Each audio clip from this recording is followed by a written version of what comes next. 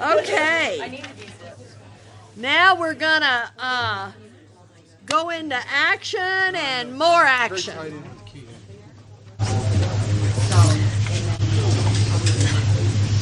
Okay, I think one of the greatest things that the book has to say, I mean, there's so many fabulous things, but I love this. Practical experience shows that nothing will so much ensure immunity from drinking as intense work with other alcoholics. It works when other activities fail. This is our 12th suggestion.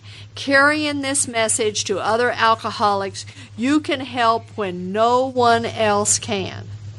And I love that because that just goes to show that we can probably do more good for an alcoholic than anyone else.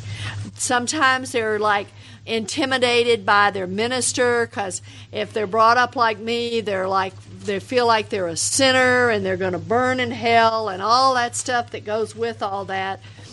Or if they're a psychologist, you know what happens. I remember before I knew that I was an alcoholic, I was going to doctors on the military base, and I mean they were throwing all kind of medications at me because we look like we present in all kinds of different ways, and those things did not help me.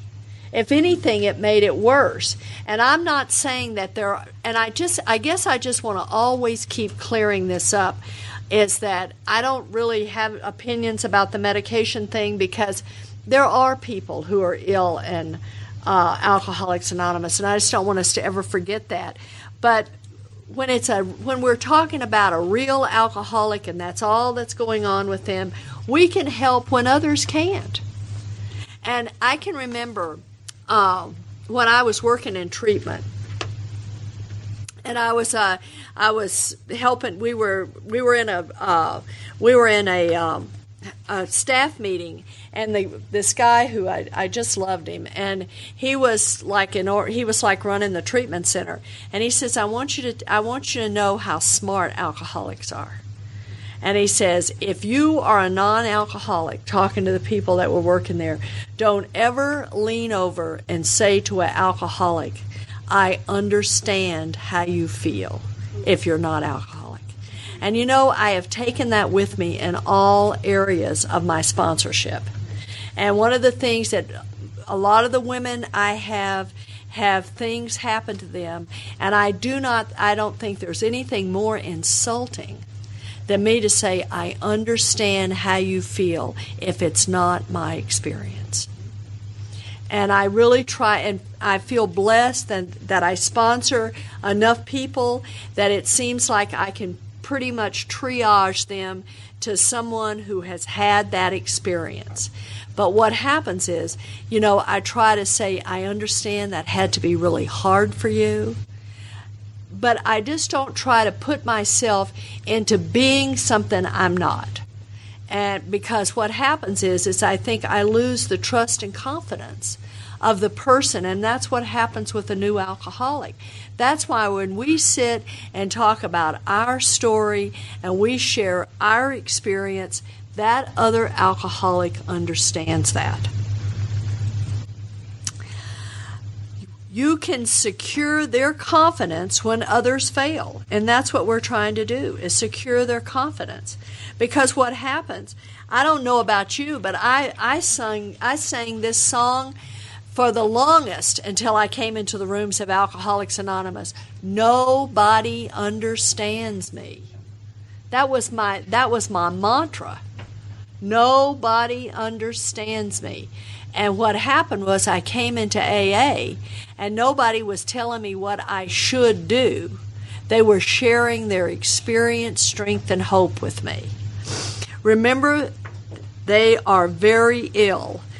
And so I tell you, sometimes I have to come back and read that paragraph because I can get really irritated with people I sponsor. And I mean, they don't have to just be newcomers. They can be people that have been around a while. I can get so irritated. And sometimes I just have to sit back and say a prayer, and then I have to just say something. I just have to say, you know something, honey? You're just going to have to do that for as long as you have to do it, and I just hope you don't get drunk over it. I mean, sometimes I just have to do that kind of surrender, because it just seems like I don't want to hear about it anymore. It's like the same old thing, just keep going back over the same old thing. So I just have to remember they're very ill. And I love it. What Bob really helped me a lot. When a person is in an obsession like that, they can't do any better. They just can't do any better. And I have to remember that, because I can get very impatient with that. And I have to remember that they're very ill. And he just drove that home for me again this weekend, because I got a situation going on right now that I know, and I know this woman is in so much pain, and she's going through a divorce, and she just, it's hours on the phone, and pretty soon I just can't take it anymore.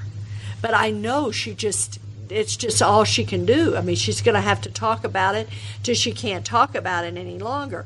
And I have to remember that I sponsor a woman who's lost some children in AA. And it's bad enough when you lose children, however you lose, but she has lost children sober. And it's a devastating, because it's just out of the order of life. And I never tired of listening to her talk about her pain and her grief. But I find out this woman's in grief too. And it's not my business to judge whose grief is the worst. And I need to be patient with that. But boy, I'll tell you, sometimes it's hard. It's hard. So it's just love and tolerance is our code. Because, I could just leave the phone out like this, just keep praying so I can stand it, and come right back and do an and she could go right back on going on, But it's, I need to remember that, because these people are very ill, and this is part of 12-step work, and it's not always going to be fabulous. Somebody's going to run into AA, and you're going to get them, and you're going to get to sponsor them, and they're going to do the steps they're going to go right through them, and everything is going to be fantastic. But it doesn't happen that way. That is usually not my experience.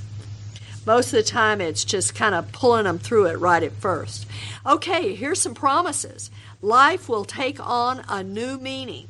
To watch people recover, to see them help others, to watch loneliness vanish, to see a fellowship grow up about you. You have a host of friends. This is an experience you must not miss. I love this promise. I love this promise, because my life has new meaning. I feel I'm useful today. I am a person who's useful, and I felt like I was worthless human being because of what I had done to my children, what I had done to my husband, what I had done to my parents, how I hurt them so badly. I just felt like my life was worthless. And because of the program of Alcoholics Anonymous, today I know usefulness. I love that line that Bill has in his story. Today I know usefulness. To watch people recover. I can tell you, I get so excited when I have the privilege to give somebody a coin. And I sponsor a lot of people that are out of town. And I'm just so excited as I'm going to get a coin and a card for them, because they're celebrating more anniversaries. Watch them recover. I have this one sponsee, and I'd like to use her story because it's just so fantastic. And when I started sponsoring her, she had already been in AA for a little while, but she had a 9th grade education, and she was a prostitute. And what happened was she got sober in the rooms of Alcoholics Anonymous, and it's much like June G's story. She went and she got a GED, and she went to school, and now she's an attorney. And I got to watch, I got to be privileged to step by step. And when she would call me on the phone, and she was just, I can't stand it. I'm too exhausted. I can't, how am I going to go to school? I can't keep going, and I have to do AA. And she had to go to school and work. And she would just, and we just in the morning, she was a 5:00 a.m. call that I got once a week. And we would get on the phone in the morning, and I'd just say, let's just pray right now that you're going to have the energy and that God is going to give you everything you need today to fulfill the day ahead of you. And I look at her today, and not only that, what's fabulous about her is she's an attorney with a heart. She is an attorney with a heart. And she works with a lot of women who she does family law, and every time I see her, I just thank God I got the privilege to watch her recover. Just the privilege. And this is a grandbaby of mine, and we do As Bill Sees It, and in my Monday night meeting, and this is a deal in As Bill Sees It that's in that book, and I happened to speak that week, and I got to use these promises. And we took this gift. Dave and I, we're always got a car full of people going somewhere, or a hotel room full of people. So we had taken a bunch of people to our little group in Bellingham. Was that when we first got there, you almost had to take their pulse to see if they were breathing. And it was just a little flat, and there's about 15 of us.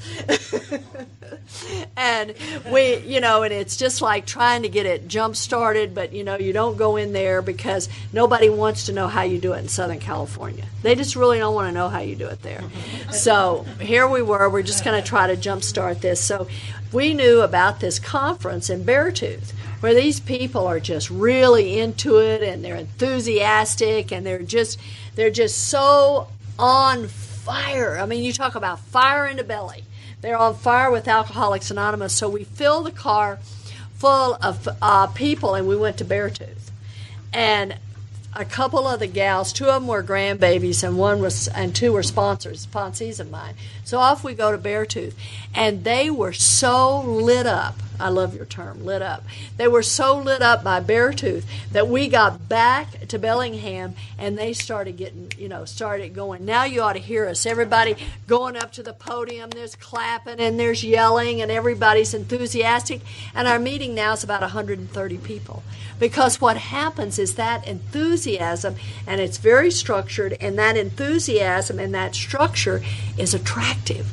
And I'm sure that's why I'm so excited about the meeting Monday night that I get to go to, that Bill invited me to speak at, because I am so excited to see your meeting, because I love that. Clancy talks about pockets of enthusiasm. And when I got to go to Bob's meeting in Las Vegas, and it was all full of enthusiasm, this is the excitement. And I come out of that. I come out of that kind of enthusiasm. I mean, I went to a morning meeting in Long Beach that Frank Honeycutt started. A morning meeting at 7 o'clock with over 200 people every morning. People were getting up, and they were in there. And I'm telling you, that structure of that meeting was so down pat that part of the meeting was to go around and give your name. And, I'm Polly, I'm an alcoholic, and on down the line. And we'd go through all 200 people introducing themselves, and then we'd get to the topic, whatever, out of some literature. And I mean, and it was an hour meeting. And I mean, it rolled. It rolled. Frank was, he liked Arkansas meetings. He liked hour meetings. I live in Bellingham now, and they're hour meetings. I've gotten where I like them too. But anyway, it's to watch people recover, to see them help others. It's so fun. I had all weekend to be with Sylvia, and this is what's so exciting, is that she sponsors a big gaggle of women too. In fact, she has a big party at Christmas and all of this stuff, and it's amazing. You just love to watch the people you sponsor start to help others, to watch loneliness vanish. And to come in, and people have their head down, and they can't really get up, and they can't talk, and all of a sudden, one of the things that I do to help people get out of the loneliness, especially if they're my sponsee and I feel like I have a little control over them, is I get them busy. If they're my sponsee, they have to have a job. that whatever it is, I don't care, but have a commitment. And I want people that I sponsor in a lot of meetings, and you have to have a commitment in every meeting. I was brought up like that, and I was so glad I got sober in Texas. I moved to Southern California, and they were thinking the same way I was thinking, because that's, how are you going to start to feel a part of if you don't have a job? And the easiest way to start loneliness to go away is get in the kitchen and start, cleaning up or making coffee or something, and people start coming around and talking to you. And it's an easy way to start to break the ice. And if you're shy, it's especially easy, because if you have a job, it feels like you're doing something. And if you have trouble starting out and can't make small talk and stuff like that, because the fellowship is fun, but a lot of us are uncomfortable when we start that. And it's wonderful to watch people all of a sudden go to coffee. And one of the things I love about Bellingham is, because the meeting's an hour, we always go to coffee. So that's a fun thing. So we always have the meeting after the meeting. So that's a lot of fun. To watch a fellowship grow up about you. And I really got to experience that in Bellingham, because everywhere I've been, I've been the one who walked into the fellowship, and the fellowship was there for me.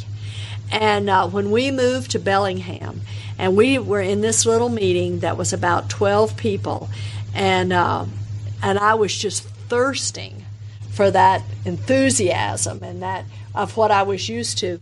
And now I've just watched it grow up about us. It's just absolutely the most exciting thing. And we sit in there, and I'm the setup person, because nobody would volunteer. I'm the oldest woman in the group, and I'm set up. And but what's really fun is that I got a bunch of newcomers helping me. So, God knows what he's doing. I was complaining about that. Nobody would volunteer to be set up. Well, I wasn't going to just let the job pass. And so I took it. But now what's happened is I've got about 6 or 8 newcomers that I'm having the best time with, and they're sponsored by women I sponsor. And so what happened was I needed help, so the women I sponsor told these girls that they have to help me. And then Dave sponsors a guy that sponsors a lot of young guys, and they're helping too. So now we're having a great time, because Dave and I ride to the meeting together. So now guess what? If I'm set up, so is he.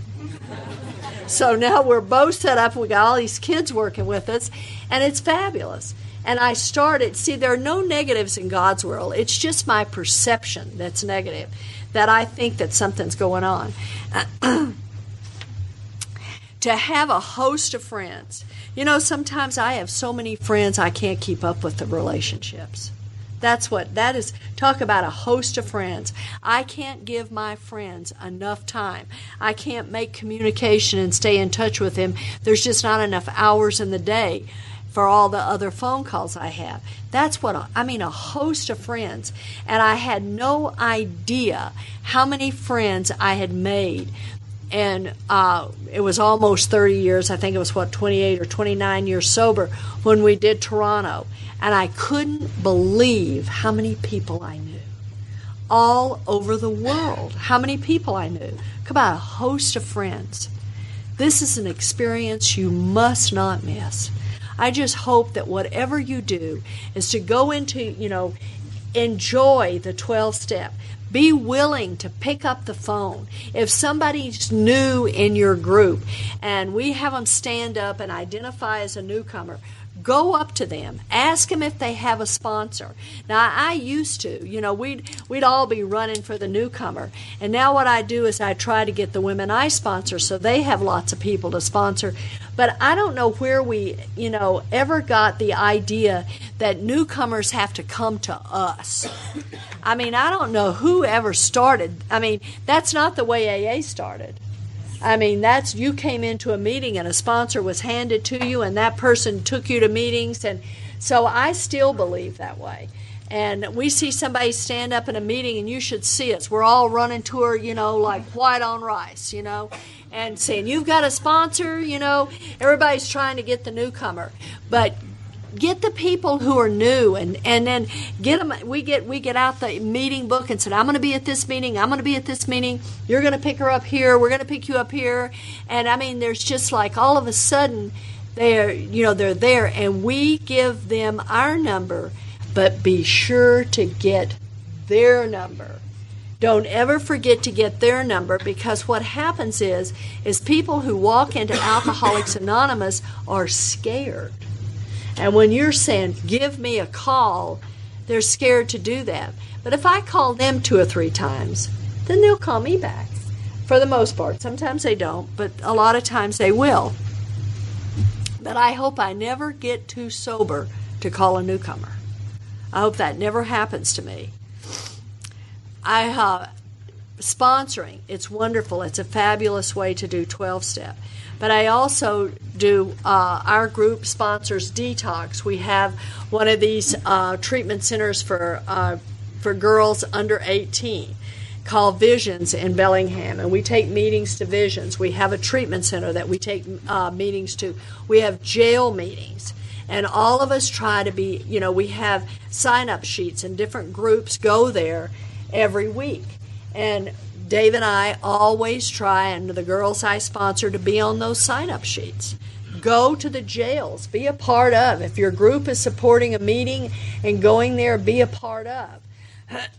I know one of the things I did in early sobriety when I was in Texas was H&I. That was hospitals and institutions. And I used to take a meeting, which sounds like a lot of people. I know Pete does it and Bob does it. I took a meeting once a week into this facility. It was a federal prison, and I would take it in there to these women. And then a lot of times since it was a minimum security prison, you can take them out and you can bring them to a meeting and such things as that. And I always was involved in that. And today I'm involved in a jail meeting in Bellingham. Get involved in 12-step work. Be willing to go make a 12-step call. Listen, I tell you, even though I worked in treatment for 15 years, I love it that we're going back to more 12-step calls.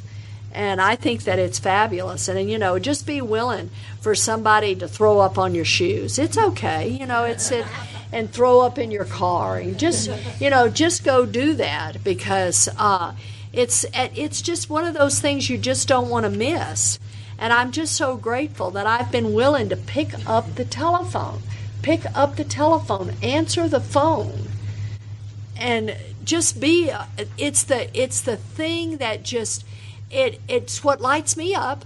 It's the fire in my belly is to do 12-step work.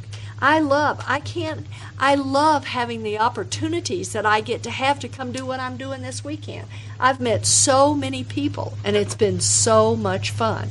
And I just be a part of it. It's just something you just should not miss. And one of the things that, let me just go through some of the book here. The other thing is that it's be careful in that some people just don't want what we have. And sometimes it's like I don't really know. I've had to learn when to just let go. And sometimes we have to just let a person go because they're taking up so much time and they're not. I think I was talking to a lady earlier. When somebody starts occupying all your time, just kind of sit back and evaluate that, because I thought about this more after I got through talking to her. Just sit back and evaluate that a little bit. So if they're taking up all of your time, maybe you might need to say, am I spending so much time on this person and I could be working on someone else who really wants it? So sometimes we have to discern that. But and the other thing is I also try to involve the family when I'm working a 12-step with someone, or when I'm trying to sponsor someone.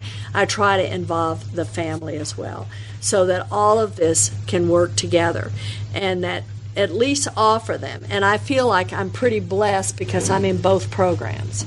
I'm in Al-Anon and I am in AA, and I think it's really important, because I'm in a lot of Al-Anon meetings, and I know how upset the Al-Anon is that the AA walks into Alcoholics Anonymous and they get sober, and here that's the other person over here's the one that's been through all the crap. And it's like, hey, I know how you must be feeling. Look, there's something available to you. And offer them Al-Anon. Point them in that way, too. Even if you're not, if you don't even know anything about Al-Anon, just say, there's something for you as well. So, okay, Bob. Thanks, Polly. I'm Bob Darrow, I'm an alcoholic. Hey, Bob. Polly sponsors a lot of women. Alcoholics Anonymous saves our lives. In exchange for that, we're given a purpose that's greater than ourselves, which is unusual for a guy like me when my purpose all my life has been me. And my feelings and my security and my.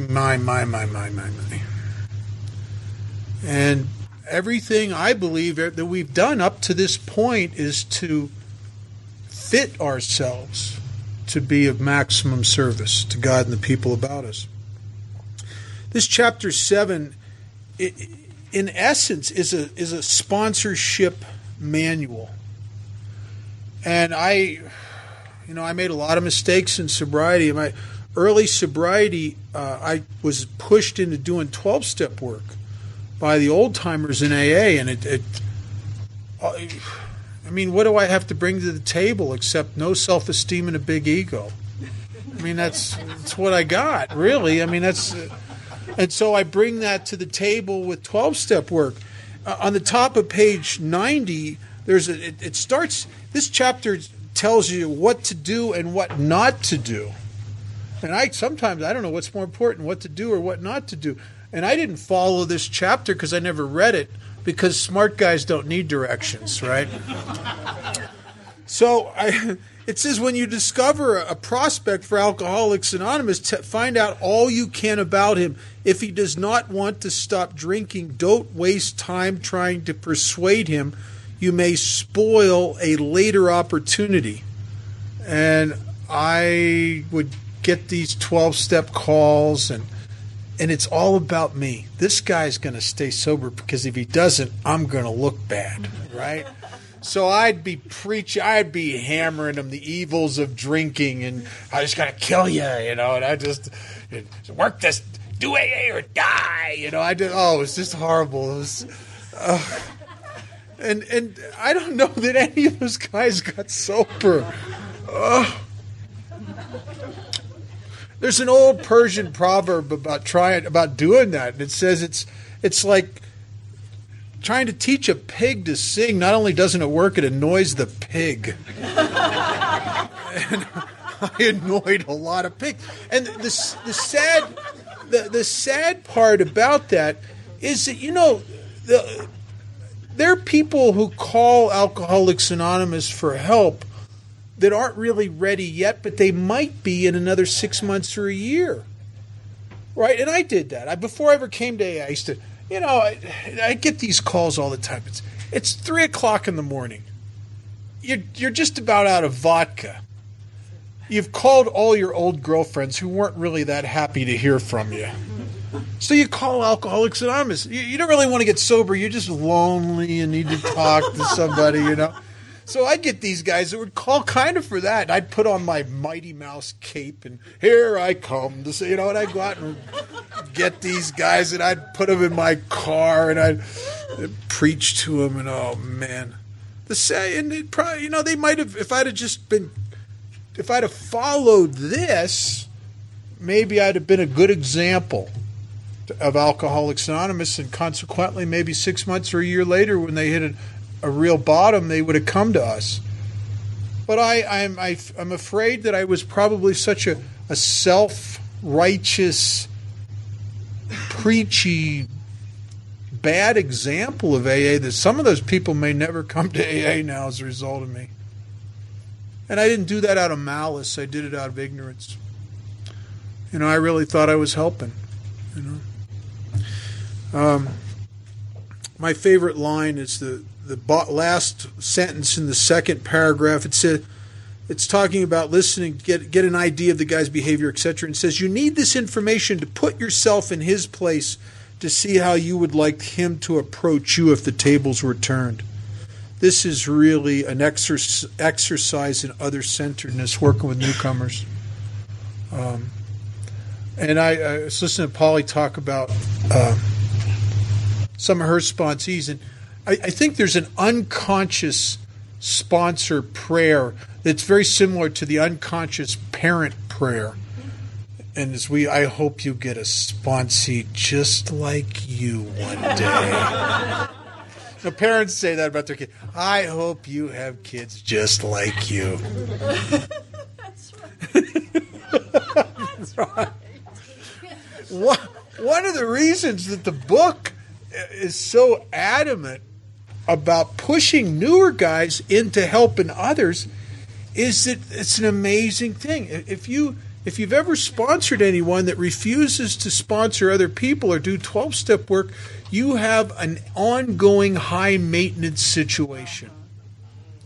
It's almost to the point where when the phone rings, you go, "Oh God, I hope it's not that." And they just start. And once you get them sponsoring other people, it's like it's an amazing thing happens. They become low maintenance and then the phone calls shift. Now they call, and most of the guys I sponsor now are calling me about the people they sponsor. Right. And it's wonderful. It's a great thing.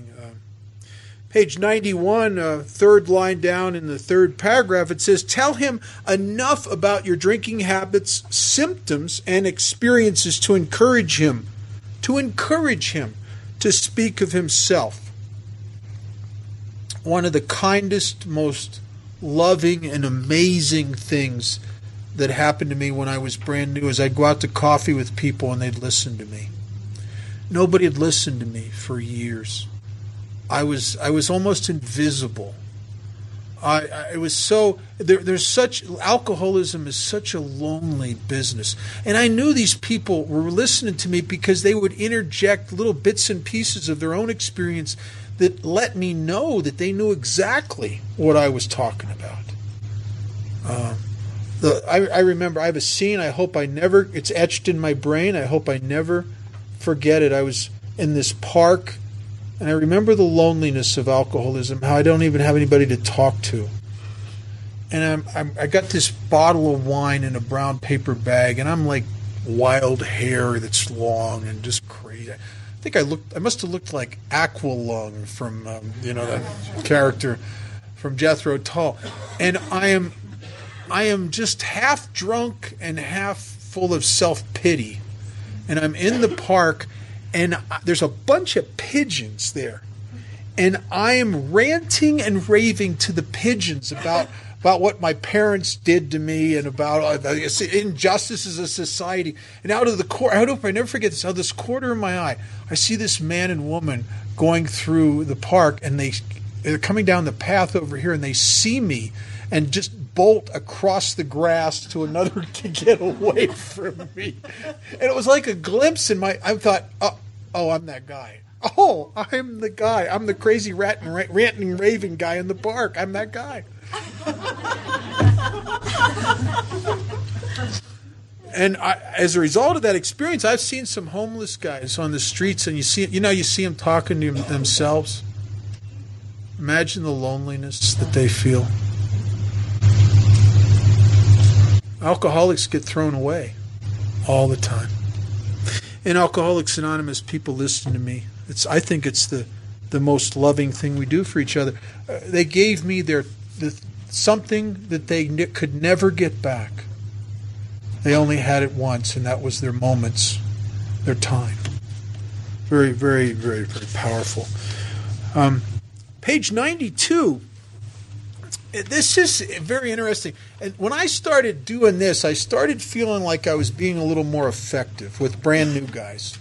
And this is not done much anymore. And I think this is when Alcoholics Anonymous was the most effective. I think a lot of the dilution of the message, I think a lot of the reduction of our success rate across the fellowship. Now, I think the success rate of people who really try the program and buy the whole package is as high, if not higher, than it's ever been. But that has become, the people that actually do that have become probably a minority in the fellowship, unfortunately. If not a minority, at least there's a significant amount of people that aren't. And in the old days, what they would do is this page 89 through page 92 describes an interviewing process. And this is before the guy ever gets to go to a meeting, before he gets to see the book, before anything. You interview this guy. And then it says at this point, if you are satisfied that he is a real alcoholic. In other words, he's got to kind of pass the test. And how often, and I'm guilty of this, how often in my desire to be helpful and other-centered and help God's kids have I not done this? And consequently, I had a guy I sponsored that wasn't an alcoholic who stayed sober and sponsored people and then went back to drinking successfully. All his sponsors, none of his sponsors made it through that because they got to watch their sponsor drink and make it look good because he was an alcoholic. But my ego liked him because he told me I was a great speaker. Told me he really identified with him. He just got brighter, right, as he was saying that. Just got more intelligent right before my eyes. So you interview the guy, and if you're satisfied he's a real alcoholic, begin to dwell on the hopeless feature of the malady. Show him from your experience how the queer mental condition surrounding that first drink prevents normal functioning of the will. And then it talks about some other things. And in the next paragraph, it says, continue to speak of alcoholism as an illness, a fatal malady. 3 lines down from that, it says, explain many are doomed who never realize their predicament. And it goes a couple lines below that, it says, talk to him of the hopelessness of alcoholism. You know, it's really hammering this point across. And you don't see that anymore much. You don't see it much anymore in 12-step work in AA. This wanting to fix people. I've watched in meetings over the years on many occasions, some new guy will be in the meeting and he'll tell everybody, I just relapsed and I just don't feel like I have what it takes to stay sober and I just, like, I can't do it. I don't feel like I can do it. And I don't know. I just keep drinking again. And there'll be a flurry of hands of people that can't wait to tell him how he's wrong. Can't wait to tell him, no, you could just stay, you can make up your mind, man. Just don't drink no matter what. You can do this. And the book's saying, no, don't do that. Tell him the truth. You feel like you don't have what it takes to not drink? Yeah, you don't. You're right. Absolutely. Yeah, you don't. You feel like you're dying? And you're right again. You feel hopeless? Oh, you just hit it out of the ballpark, kid. I'm telling you. Tell them the truth. And we can tell, later on in the book, it says that we can do that. If we didn't have a solution, it'd be cruel to do that. But we can do that because we have a way out. We can do that because, and it's a matter of fact, not only can we do it, we must do it because unless the person gets that, why would they buy the rest of the package? I mean, nobody would, unless you don't have an alternative. If you can beat this thing on your own, beat it. Good. The book says earlier, our hats are off to you. But if you're an alcoholic of our type, and that's what we're trying to diagnose here, we're trying to find out if the guy's a real alcoholic. Page 94, you start to outline, and this is after he's passed mustard, you start to outline the program of action, explaining how you made a self-appraisal, how you straighten out the past, why you were endeavoring to be helpful to him. So you're kind of giving him a thumbnail sketch of the actions you have taken. And this part is really beautiful. It says it's important for him to realize, and I need to help him to realize, that my attempt to pass this on to him plays a vital part of my recovery. Bill Wilson sought out Dr. Bob, not because Dr. Bob was an alcoholic. That was incidental. Bill Wilson sought out Dr. Bob because Bill Wilson was an alcoholic. I do 12-step work because I have alcoholism, not because they do. So explain that to him. And then make it plain he is under no obligation to you, that you only hope he will try to help other alcoholics when he escapes his own difficulties, and suggest how important it is that he place the welfare of other people ahead of his own. It's so easy to get caught up in newcomers' problems, and they got problems. Oh man, I had problems in every area of my life. I had emotional problems, mental problems, police problems, employment problems, family problems. I had problems on every front. And it was odd that the people in Alcoholics Anonymous didn't really want to deal a whole lot with that. They kept pushing me to God and the steps and helping others. And the only time they even looked at any of my problems at all was to, and you almost don't want to tell them after they do this a couple times. You end up paying people money. I mean, when you tell them. They want me to make amends. They want me to do all that. If you're like me, it's kind of like, listen, yeah. But what about me? What about, can't you help me to fix this stuff? No. We're going to go over here and we're going to trust God, clean house, help others. Let's see what happens.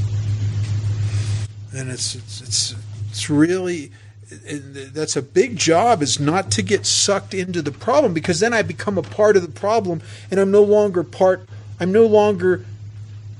a transmitter of the solution. I become a part of their problem. And you can get, if you do that, and I've done this, and I've done that, where I get so wrapped up in their problems that I become non-effective.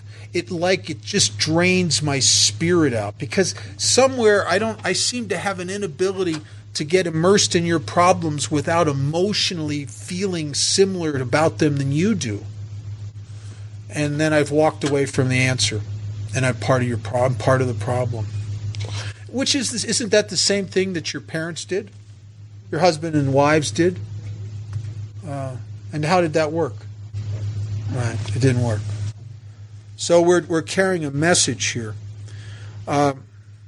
Page 95, it says, middle of the page, great paragraph, it says, if he's not interested in your solution and he expects you to act only as a banker for his financial difficulties or a nurse for his sprees, you may have to drop him until he changes his mind.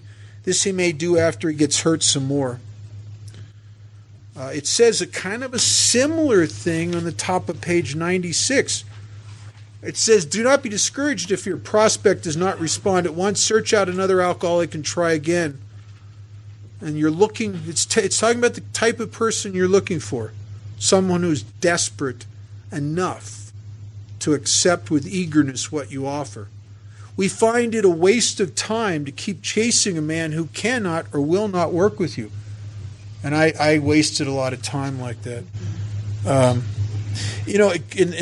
In this chapter, it also, page 98, in the middle of the page, it says something very interesting. It says, it's not the matter of giving that is in question, but when and how to give. That often makes the difference between failure and success.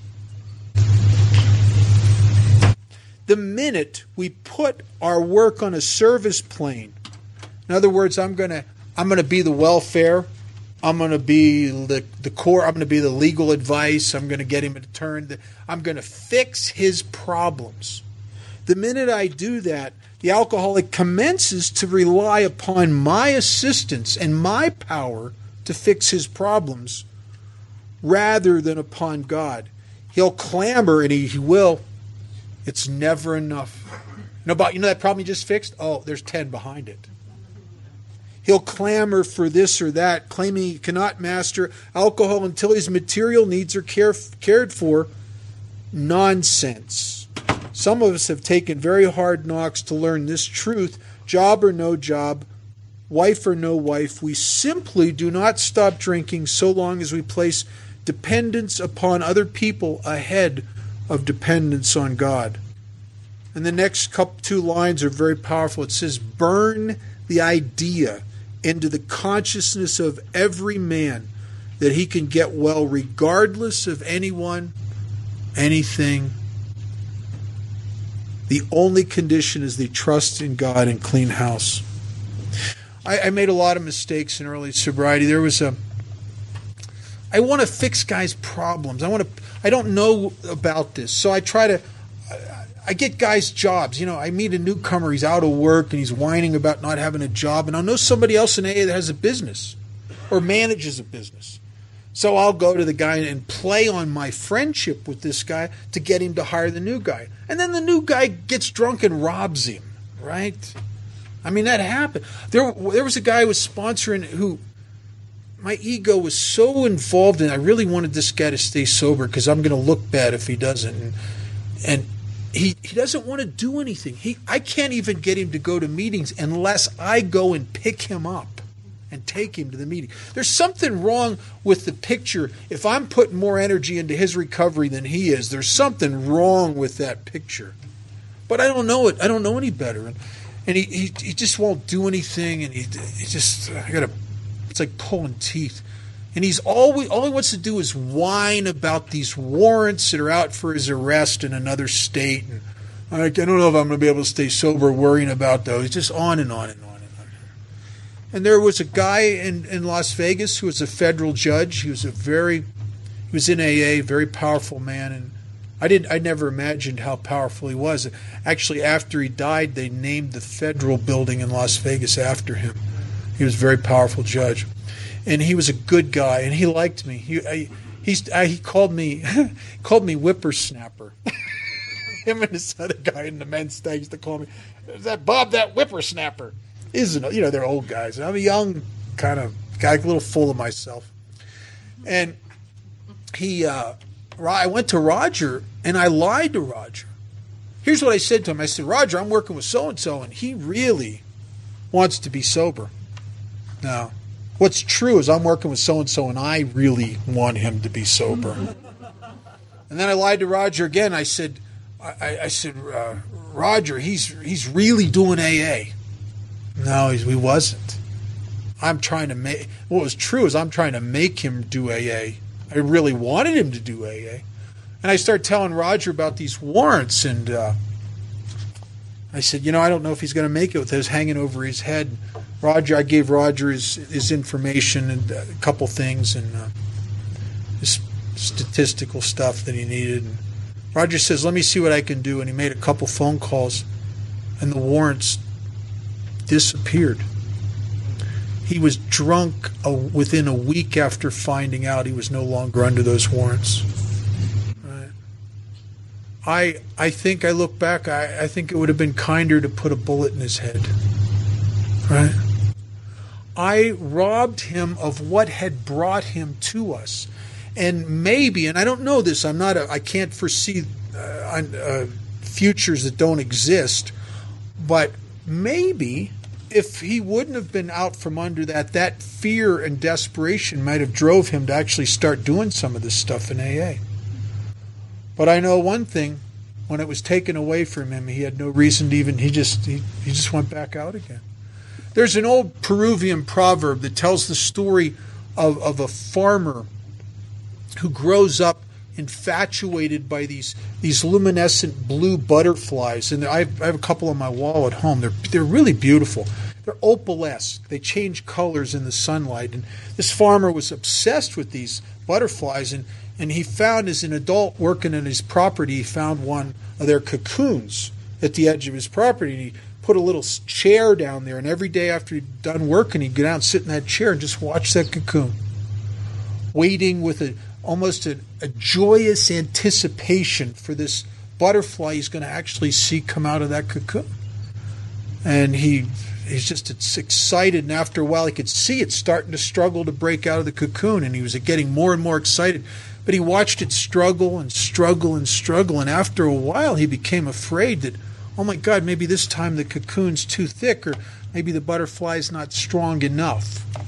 And his self-centered fear drove him to take his knife and very gently make a tiny little slit on the side of that cocoon. And the butterfly wiggled out through that slit, but it fell to the ground and it laid there to die because its wings were pale and underformed because it hadn't struggled enough.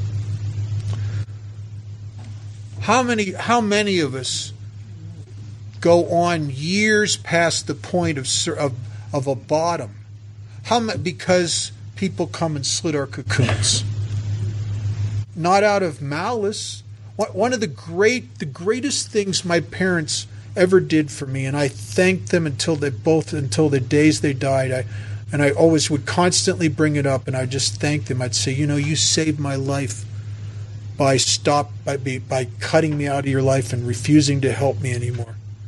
And they did. They saved my life. If in 1978, if my dad would have said, "Look, I'll call some friends of mine up. I'll get you another job. You can come back and stay at our house. And here's a couple hundred. Get back on your feet." I'm telling you, I'd had a different sobriety date, for sure. If I had one at all. So, trying not to cut people's cocoons.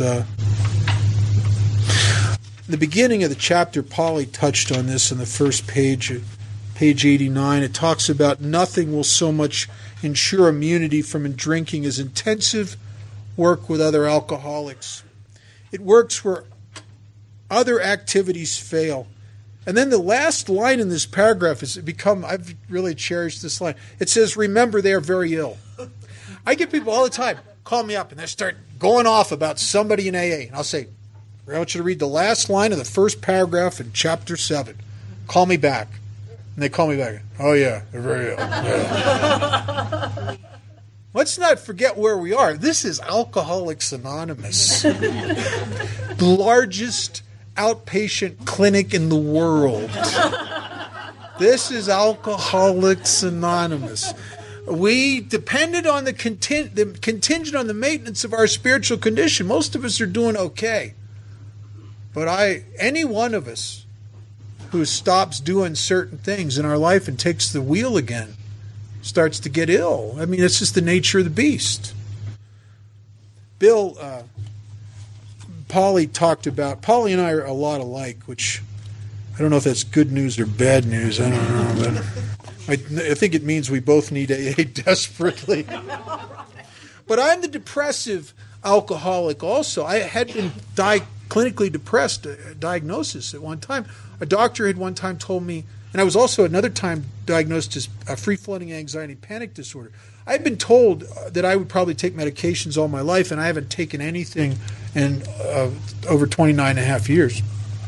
But I am like Bill Wilson. On page 15, Bill talks about something. If you go down about 10 lines, Bill says, I was not too well at the time. This is in his first year of sobriety. And actually for Bill, he picked it up again when he moved to Stepping Stones and got out of the trenches of being at the Calvary Mission and Towns Hospital every day. He said, I was not well at the time and was plagued by waves of self-pity, which is depression, and resentment. This sometimes nearly drove me back to drink. But I soon found that when all other measures fail, work with another alcoholic would save the day. And this what he's saying in the next couple lines is exactly my experience. He says, many times I've gone to my old hospital in despair. On talking to a man there, I would be amazingly lifted up and set on my feet. It is a design for living that works in rough going. I I was pushed by old-timers into 12-step work when I was brand new. I mean, brand new. I hadn't been through the rest of the steps, and I don't know why I'm doing it. I thought, well, maybe AA is a membership problem or something. They're trying to send, like, it's like a pyramid thing. They're sending me out to, do stuff. And I said, God, they must be desperate for members to send me out. And I told this guy, I said, I know what you're saying about helping others, but I don't really feel ready just yet. After I feel ready, I will start helping others. And he said to me, he says, kid, if you wait until you feel ready before you do that, you'll already be dead from alcoholism. Just do it. And I started doing 12-step work. I was brand new. I did stuff in those days you can't even do today. I got qualified to go into the state penitentiary when I was not even 3 months sober. You can't even do that nowadays. You got to have a certain amount of sobriety, all kinds of stuff. They were just starting some of those programs. They didn't know anything. I started going back into the detox I was in every week. I started going to other places around town, and I noticed something happened, but I didn't really get it for a while. Is that after spending time with some of these new guys, I would feel better. But I don't connect the dots right away. I'm not getting what it's why I don't cause and effect it, kind of. And one night I was sober over a year, and I'd gone to 2 meetings that day. I'd prayed, I talked to my sponsor, and I'm sitting at my apartment. I'm sinking into a deep depression. And it's a horrible depression. And I had horrible depressions. I remember sitting on the sofa, and this used to sometimes happen to me, where I would get so depressed, it would physically affect me till it felt like I weighed 1,000 pounds. It was like everything would just droop and just like, it's like horrible. And it's very painful. The self-pity is not bad with a fifth of vodka. There's a warm mushiness about it, that you can start. You can it's almost ego gratifying to think to yourself, I just suffer more than anyone else. There's a smug superiority in that, right?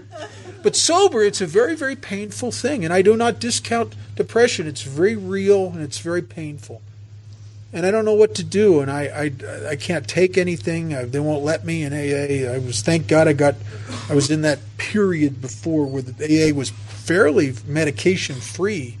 We just came out of the Valium debauchery, and we're in that brief window where people were doing they were forced to work the steps. I mean, it was forced to do service. And I don't know what to do, and there's a meeting not too far from my apartment at 10:15, and it's about almost 10 o'clock, and I thought if I could get to that meeting, maybe I'd be okay. Maybe I'd hear something that would snap me out of it. And I said a prayer, and I somehow muscled myself off that sofa. It was hard. I was like I weighed 1,000 pounds, and I shuffled out to my car like a mope. And if you're really going to feel sorry for yourself, you have to develop that burdened walk,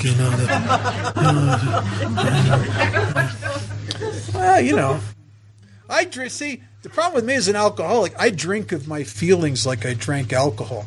I mean, everybody gets blue. I don't just get blue. I get into it, man. I'm into it. And I go to this meeting, and I sit in the back of the room, and I can't hear nothing because I'm so self-obsessed. I loved what Polly said about depression. Depression is the most self-obsessed I could ever be, next to suicide. Suicide is, I think, the ultimate self-obsession. Right below that is self-pity. And I'm really consumed with myself. And consequently, I can't hear anything because I'm just focused so much on my feelings and my thoughts and my problems and my deficiencies. And there's a guy in the back of the room coming off a drunk, and he's in bad shape, and he can't sit still. He's grabbing himself, and he's rocking back and forth like he wants to jump out of his skin. And he gets up and he's pacing in the meeting like a caged animal. And you can hear him time to time, the bathroom dry heaving. I'm trying to figure some stuff out here. He's annoying the crap out of me is what he's doing, really.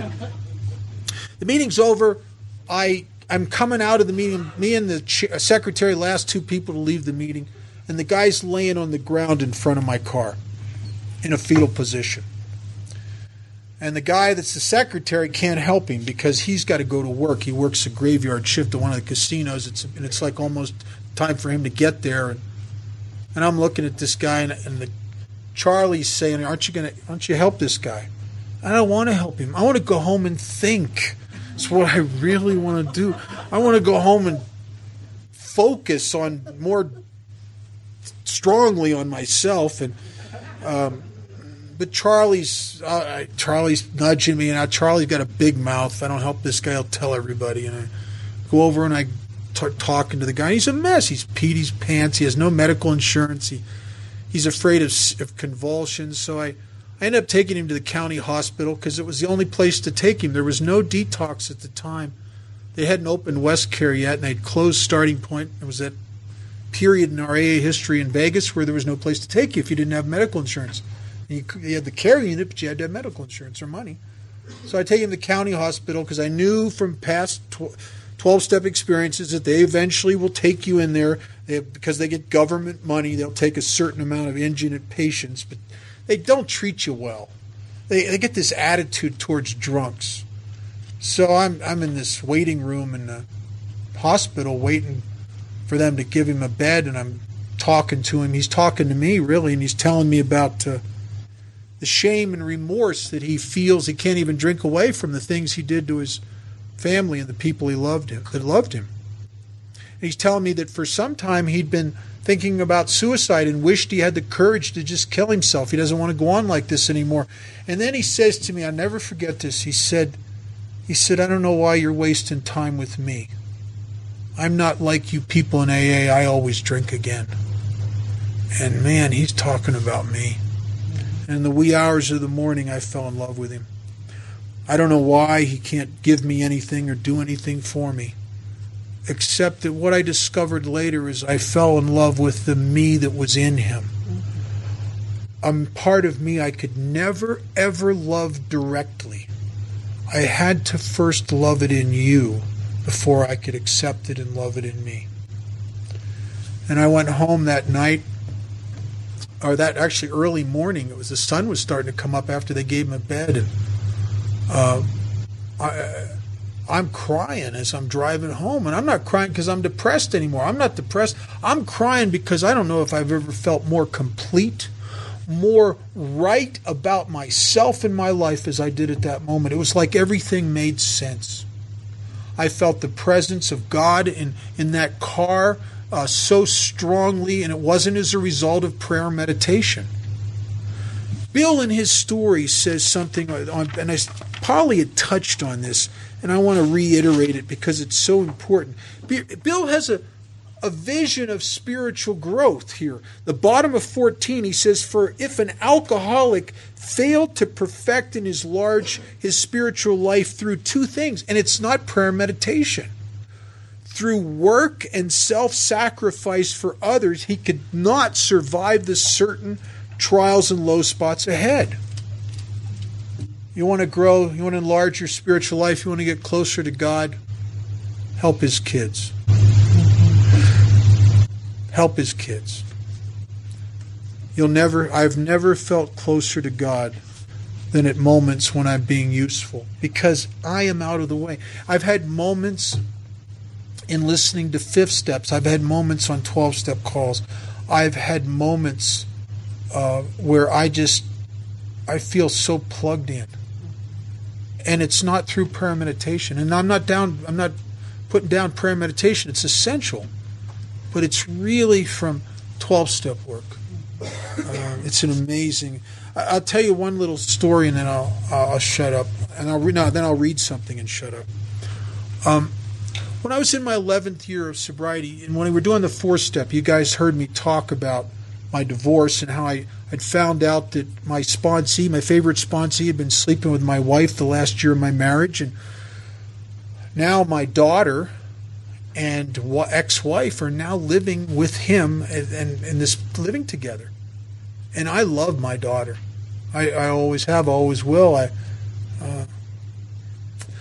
Anyway, I had to go. Even since the divorce, I've seen her every week. At least I spend at least part of a day with her, if not more, every week. But this is right after the divorce, and I have to go pick her up a Sunday morning. We're going to spend the day together. And I have to drive up to where they're living together. And I'm out in the car, and I got a knot in the pit of my stomach. And I get out of the car, and I'm shaking inside, and I'm walking up because I still got this resentment. And I'm walking up to the door, and I knock on the door, and the door's answered by the happy couple. And they get my daughter, and she hugs them and comes with me, and I take her by the hand. She's only like 2 years old, I guess, maybe a little over 2. And I have it all set up for us to do a bunch of stuff that day. And one of the things we were going to do is we were going to this ranch that some friends of mine were involved with. And it was a fun day for us. She got to play with the animals. They had all kinds of animals there. And she got to ride the ponies. She was excited about we could put her on these ponies and walk her around the corral. It was really cool. And we're done with the ponies when there's a picnic bench, wooden picnic bench right next to the corral. And we're sitting on the picnic bench with the gal who works there, and me and Kate. And Kate wants something to drink. She's thirsty. So back at the stables, next to the stables, they have a soda machine. So I'm walking across the yard to get her a soda. And I get her a soda, and I get myself one, and the gal one. I'm coming back with these 3 sodas. And the girl who works there says to my daughter, "Hey, Kate, here comes your dad." And Kate looks up, looks at me, looks at the woman, and says, "Oh, no, that's not my daddy. Craig's my daddy." And it felt like somebody had stuck a knife right in my heart and just twisted it. I didn't say nothing. I put a smile on my face because I love my daughter. And I know she don't know what she's saying. But on an emotional level, it just cut me. It was very, very painful. And we spent the rest of the day together, and I had to take her home that evening, and I would pull up in front of where they're living, and I walk her up to the door and ring the doorbell, and the happy couple answers the door. She jumps into his arms, and I turn around, I wave goodbye, turn around, walk away, and I get in my car, and I drive about a block away, and I pull over, and I just come apart at the seams. And I'm sitting in that car, and I'm sobbing, and I'm talking to God. And I'm saying to God, I can't do this. This hurts too much. I can't do this. I love my daughter, but this hurts too much. I'm not big enough for this. And I look at the clock, and I got to meet this new guy. He's a knucklehead in front of the turning point on Main Street. This old 8 club used to be there. And I'm kind of rush over, so I head out to meet this guy. I don't want to go meet him, but I told him, and you guys have hammered it into me. You do what you say you're going to do. You show up where you say you're going to show up, and I got to meet this guy. What I really want to do is go home, lick my wounds, and think. But I got to go meet this guy, and I get to the turning point. He's walking up on the sidewalk, walking back and forth on the sidewalk in front of the club. I'm taking him to another meeting across town. So I said, "Come on, get in the car." And he gets in the car, and he starts talking to me. And he's not even in the car a minute. He starts crying because he's telling me he'd been denied by the courts again to ever see his kids. It was like a postcard from God. It said, "Dear Bob, you can see your daughter." I thought to myself, yeah, I'll do this one more week. One more week. And one more week. And one more week. And it's 18 years later, and I've never missed a week. And my daughter and I take trips. He's come and gone, and I'm her dad, and I always will be. And God can't work in your life like that unless you're in those arenas. I couldn't have got that if I had went home after that and thought about it, I wouldn't have come to the same. I probably would have never seen my daughter again because I would have been indulging self. And God's saying, "Bob, He's pushing me. He's pushing me to do the right thing." I love my daughter. She's the light of my life. And I almost missed it. There's an old saying in AA, if you want to get goosed by the Spirit, you got to get up off your butt.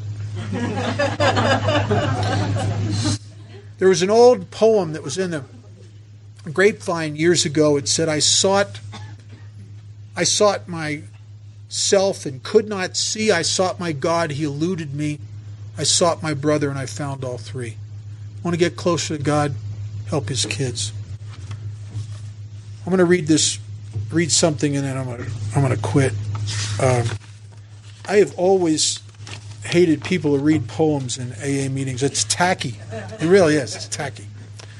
I'm going to risk being one of those kind of guys because of this. This has meant so much to me over the years, and I think it's our story. It was written by Bill Wilson's spiritual advisor in New York in the early days, the guy who was kind of head of the Oxford group there. His name is Samuel Shoemaker. He's mentioned in AA literature a lot. You got to understand that not everybody in the Oxford group liked the alcoholics coming to their meetings. We were called the drunk squad.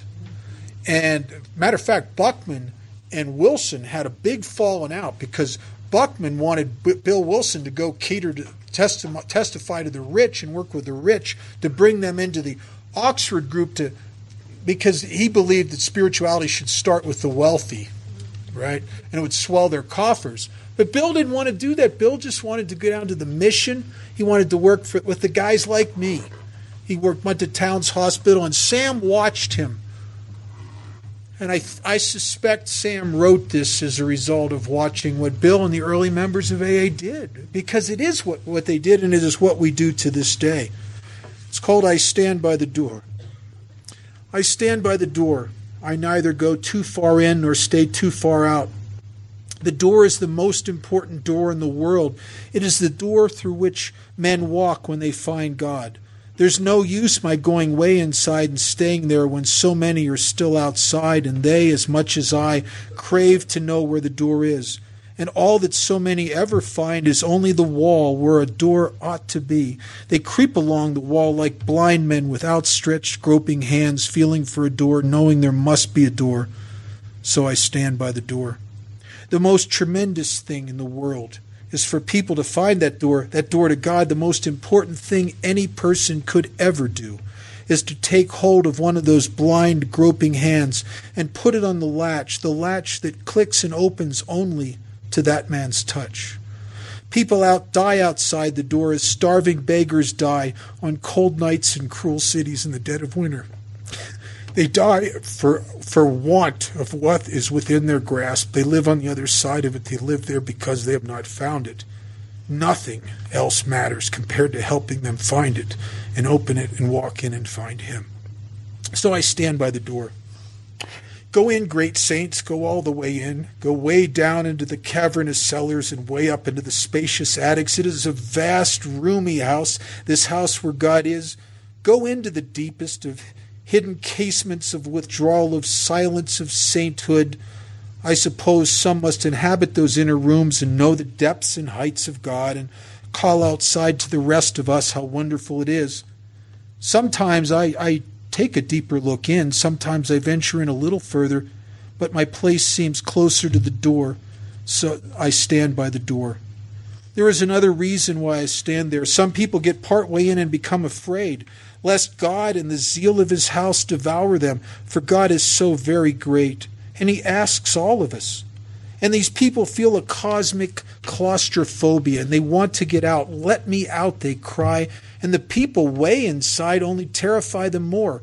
Somebody must be by the door to tell them that they are spoiled. See, for once you have seen and tasted God, then nothing but God will do any more. Somebody must be watching for the frightened who seek to sneak out just when they came in to tell them how much better it is inside. The people too far in do not see how near these are to leaving, preoccupied with the wonder of it all. Somebody must watch for those who have entered the door but would like to run away. So for them too I stand by the door. I admire the people that go way in, but I wish they would not forget how it was before they got in.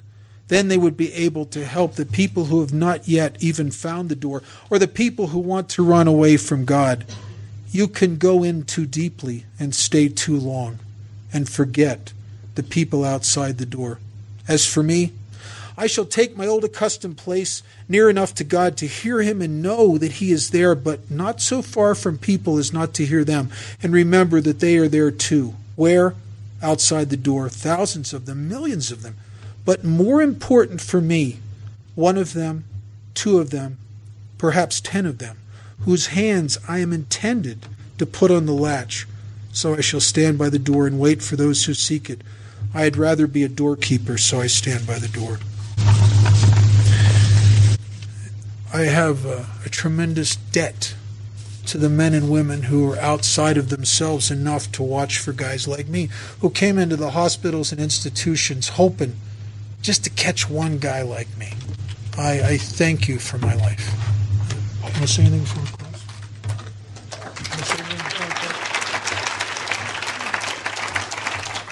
Thank you, Bob. I just want to say thank you so much for allowing me to be here with you this weekend. It has absolutely been a pleasure and an enlightenment, and I just thank you for allowing me the privilege. Thanks.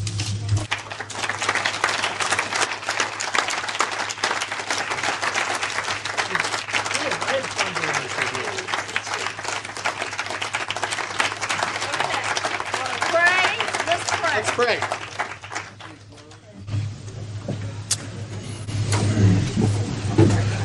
You want to indulge me in something we did last year? Let's whisper the Lord's Prayer and end with the word amen. Nothing after the word amen. Hook up. Can't turn the power on until we complete the circuit. Circle practice at 2 o'clock.